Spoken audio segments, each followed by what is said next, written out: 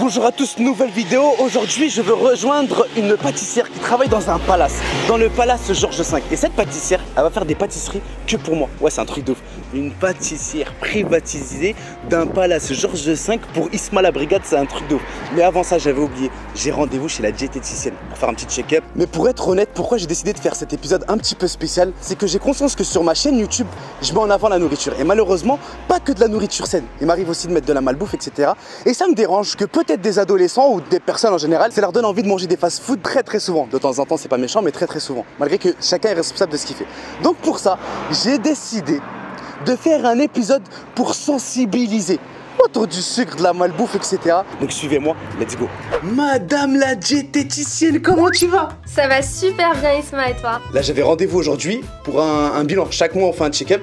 C'était compliqué ce mois-ci. Alors pourquoi c'était compliqué? Raconte-moi, qu'est-ce qui allait pas? On s'était mis d'accord sur plusieurs choses concernant le sport. Impressionnant. Tous les jours, je prenais pas l'ascenseur, je prenais les escaliers. Et t'habites à quel étage? Au premier étage. Top! C'est bien, c'est un bon début. On passe à la pesée pour voir si c'est bien, j'ai avancé ou pas. Isma, tu sais, moi la pesée c'est pas obligatoire, c'est toi qui décides. Tu veux te peser, c'est parti. T'as perdu 3 kilos, bravo, je suis fière de toi. Mais non, comment ça c'est bien? J'ai déjà perdu des 10 kilos par mois. Des fois par exemple, je suis en mode régime, et bah je vais craquer un soir, le lendemain j'aurais pris 2 kilos. Peut-être 3 kilos pour moi ça représente rien. Non, Isma, 3 kilos ça représente énormément. Ça représente par exemple 12 plaquettes de beurre. Tu vois, là t'as perdu 12 plaquettes de beurre, c'est pas mal du tout. Et puis aussi, tu sais, quand tu perds 10 kilos par mois, en vrai ton corps il se sent pas bien. Ton corps est malade en fait. Il se dit, là il y a un truc qui se passe, soit c'est la guerre, soit j'ai une maladie, ça va pas du tout. Du coup, qu'est-ce qu'il va faire? Il va essayer de stocker un maximum après quand tu vas te relâcher. Isma, fais-moi confiance. Vraiment, je sais hein, que ça donne envie de perdre 10 kilos rapidement, mais c'est pas sain pour ta santé, c'est pas sain pour ton corps. Fais-moi confiance, je connais mon métier. C'est plus sain de perdre tout doucement mais sûrement. Si tu fais trop vite, ton corps va tout reprendre. Au final, ça fait l'effet yo-yo, tu connais déjà. Hein. C'est vrai que je connais. C'est vraiment vrai. C'est un vrai yo-yo. Des gens dans mon quartier, je les ai vus. Ils m'ont dit, ouais, Isma, comment t'as perdu du poids? C'est un truc de ouf. Je les vois la semaine d'après. Ils me disent, ouais, qu'est-ce qui s'est passé, gros? Là, c'est une galère, laisse tomber. Les 3 kilos que t'as perdu en plus, Isma, tu sais, d'habitude, tu me dis, je perds 10 kilos par mois. En faisant un régime restrictif, mais dans les 10 kilos que tu perds beaucoup de muscles, beaucoup d'eau. C'est les muscles et l'eau qui pèsent le plus lourd dans le corps, c'est pas la graisse. Et du coup là, par exemple, les 3 kilos que t'as perdu, c'est que du gras, d'après notre balance. T'as perdu 3 kilos que de gras. Yasmine, merci infiniment. La hors vidéo, elle me donne énormément de conseils et franchement d'avoir une diététicienne, ça booste de ouf. En fait, le fait de savoir que t'as un rendez-vous mensuel, je vous conseille fortement. Ça donne envie. Et même, t'es content de montrer à quelqu'un que t'as perdu du poids, tu peux...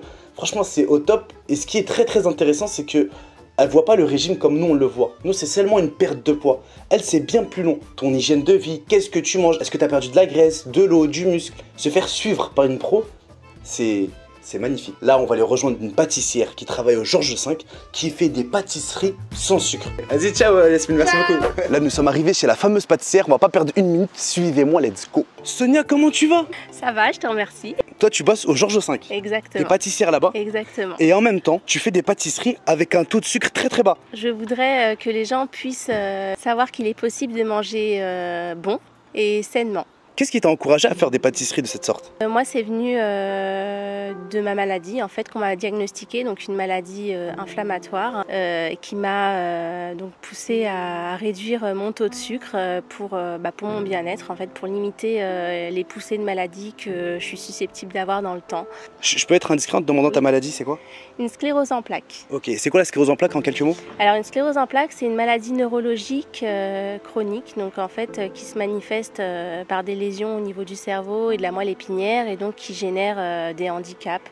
Ça ne se guérit pas. Voilà. Maintenant, je sais que l'alimentation a un fort impact sur l'évolution de la maladie, dont le sucre. Il faut supprimer le sucre. Moi, on me l'avait expliqué un peu vulgairement. On m'a dit qu'en gros, c'était les nerfs. En fait, les nerfs, c'est comme un câble électrique avec un caoutchouc autour. Et le fameux caoutchouc, il est gravement endommagé. Il est rongé un petit peu. C'est exactement ça. Si on veut faire une image de tout ça, ouais, c'est ça. Et du coup, ça peut être très handicapant au quotidien, mais c'est possible de vivre avec. Je te souhaite un bon rétablissement, Sonia. Je pense que quand tu me dis avec un faible taux de sucre, j'ai peur que ce soit pas très bon. On va jouer à un jeu. J'ai été acheter des pâtisseries sucrées Et j'ai fait des pâtisseries sans sucre. Et donc, je vais te laisser découvrir et me dire ce que tu en penses. En fait, j'ai pas trop bien capté. C'est-à-dire, je vais manger des pâtisseries sucrées et des pâtisseries beaucoup moins sucrées. Exactement. Attends, faut que je réfléchisse parce que si je dois manger des pâtisseries sucrées... Attends, je réfléchis. Bon, Isma, tu te souviens ce qu'on avait dit sur le sucre hein, par rapport à tes bilans sanguins. J'ai rien contre le sucre, mais là, pour tes bilans sanguins à toi, c'est que c'est pas recommandé, donc je compte sur toi pour faire un petit peu attention. Madame la diététicienne, faites-moi confiance. Moi, je suis pas comme ça. Quand je dis quelque chose, je m'y tiens. Là, je vais me calmer sur le sucre jusqu'au prochain rendez-vous. Après mûre réflexion, je participe au jeu. Tu peux ramener les deux différents desserts et après on pourra goûter d'autres desserts que tu as fait aussi. Exactement. Ok, c'est celle-ci, parfait. Ouais, visuellement, celui-ci on dirait c'est toi qui l'as fait. Parce qu'on dirait c'est un grand gâteau.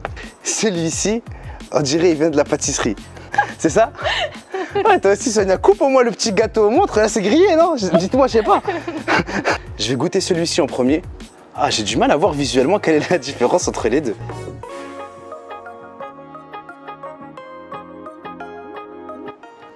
Là, je vais goûter le deuxième. J'ai préféré le premier au deuxième. Là, c'est vraiment honnête.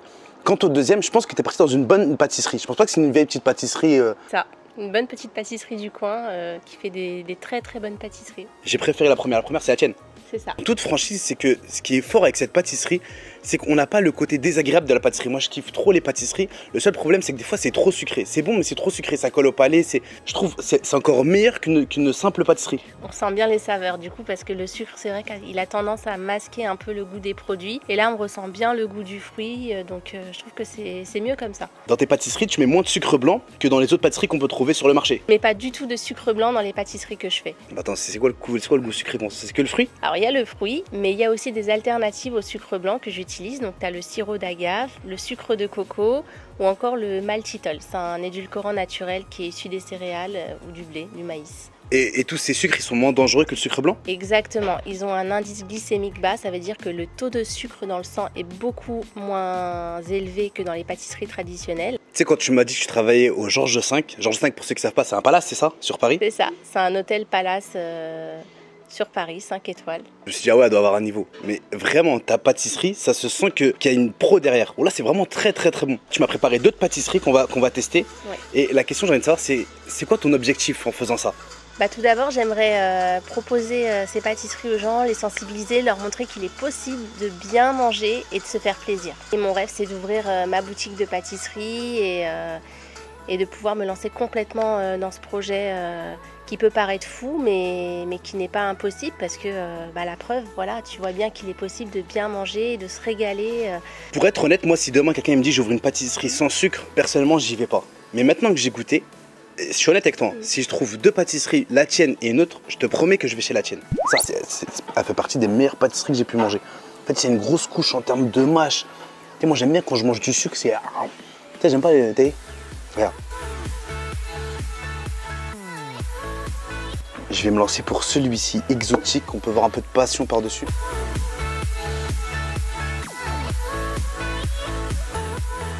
Il est vraiment très très très bon. Et il est frais en bouche. Et je le redis, il n'y a pas ce truc désagréable de sucre trop relou, trop qui colle le palais. Mais est-ce que tu penses pas que la forte consommation de sucre blanc, à notre époque, elle est inévitable dans le sens où on est dans une époque de profit et de bénéfices et que je pense que le sucre blanc doit être moins cher que le sucre de coco, etc. C'est vrai que le sucre de coco, c'est quand même 3 à 4 fois plus cher que le sucre blanc. Le maltitol, le sirop d'agave, c'est certain. Par contre, il est possible d'en utiliser moins. Par exemple, le sucre de coco a un pouvoir sucrant 2 fois plus important que le sucre blanc. Donc, on peut en mettre 2 fois moins dans sa recette. Ah ouais, celui-ci, c'est à la passion, je pense. Tu fais même des tablettes de chocolat. Exactement. Ah ouais, là, je mange du chocolat sans sucre. Exactement. C'est un truc de ouf.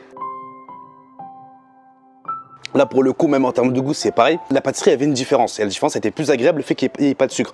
Là, c'est vraiment identique. Le seul truc en moins qu'il y a dans cette tablette de chocolat, il n'y a pas le fameux remords qu'il y a derrière. Parce que généralement, ces tablettes-là, tu manges un carré, après un deuxième, après une barre. Tu sais comment ça se passe, je vais pas t'expliquer, je vais pas te faire un dessin. Je vais goûter cette tarte citron meringue. J'aime trop le citron meringue.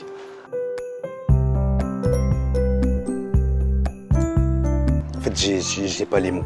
C'est vraiment trop bon, cette tarte citron meringue. Et ça me fait rappeler que la pâtisserie, c'est pas qu'un travail, il y a vraiment une passion derrière. Tu dois faire super attention aux équilibres de saveurs, mais pas que, même à l'esthétisme. Tout à l'heure, je la voyais, elle mettait la meringue par-dessus la tarte au citron et j'étais hypnotisé. En fait, c'est relaxant, c'est beau. Et tu vois que la pâtisserie, c'est pas qu'un taf, c'est de l'art. Sonia, je me suis régalé. C'était un plaisir de te recevoir. Merci d'avoir partagé ce moment avec moi. Vous la voyez comme ça, toute gentille. Eh, c'est... L'accueil qu'ils ont, c'est un accueil de ouf. En famille, tout. Eh, ramène ça, ramène ci. Tiens, Isma, tu prends ça à emporter si, je te jure. Et ils m'ont tout sorti sur la table, du Perrier, de l'eau, du café, du thé. Franchement, merci infiniment pour votre accueil, premièrement. Pour avoir partagé votre histoire qui est pour moi magnifique. Et d'avoir montré que malgré la maladie, tu restes combative. Et je trouve que c'est un message d'espoir. Exactement. Et j'espère pouvoir sensibiliser d'autres personnes à ça. C'est la fin de la vidéo. C'est le moment de dire à tout le monde qu'on leur donne rendez-vous. À la prochaine. Vidéo.